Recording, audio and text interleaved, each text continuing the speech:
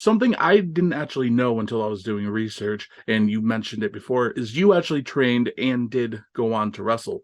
Could you talk about when you decided to start training to wrestle and how that happened and more information on your training? Sure. So my friend Brandon Taylor, who I mentioned before, currently wrestles under the name Robert Baines.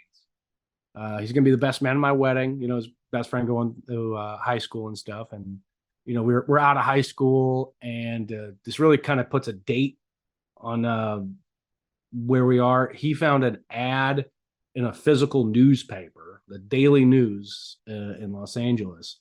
And in the classified section, there was just an ad for a wrestling school that came with a, buy one, get one free coupon for the first wrestling class. And he really wanted to do it. And I was like, I don't know. And I was like, okay, I'll go. It'll be fun. It'll be something to do. And at the time, I was not an athletic person. I never did sports in high school. I was like a theater kid. Like I was doughy in all like the wrong places with skinny arms, and like nothing really was there. But I went to that first training seminar at makemeaprowrestler.com, a now defunct school. But I just got kind of addicted. It's one of those things where it's like, you never want to do that first bump of cocaine, because then you might just get addicted for the rest of your life.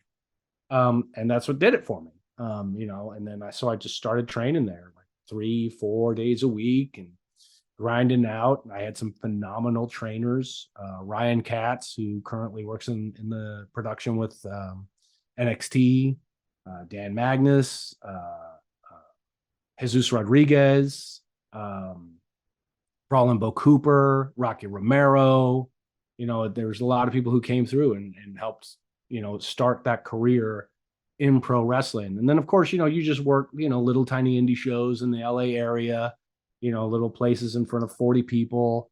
And I kind of always thought like that was probably going to be the extent of it. I never thought like as hard as I worked out and all this other sort of stuff, like I never thought that I would be able to be one of those guys, And at this point, you're watching ROH and things like that. And it's like, oh man, I'm never going to be as good as, Colt Cabana or like, or these Young Buck guys that are coming up and they're main eventing this indie show that I'm working the first match, and I'm just getting squashed by, Bo Cooper or something. So, but yeah, so I did that for a number of years and I had a great time doing it. And then I think that's kind of what's important. And I think that's what also helps me be really successful as a commentator for it, is because it helps so much if you've done it.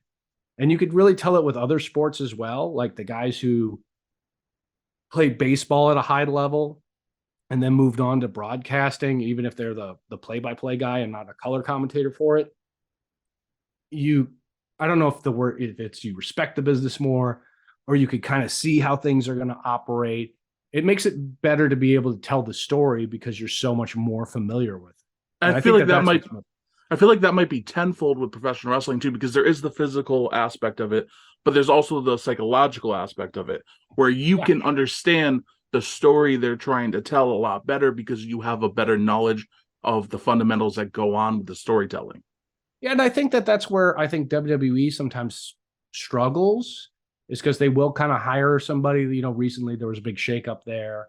And I forget the guy that they were, had doing Raw, who was like an MMA guy and kind of things like that. And you could tell that they're kind of learning wrestling on the fly. And wrestling fans see right through that. I mean, because, wrestling fans know all the terminology, they know all the history, they know all this sort of stuff, and they'll just tear you to shreds on Twitter.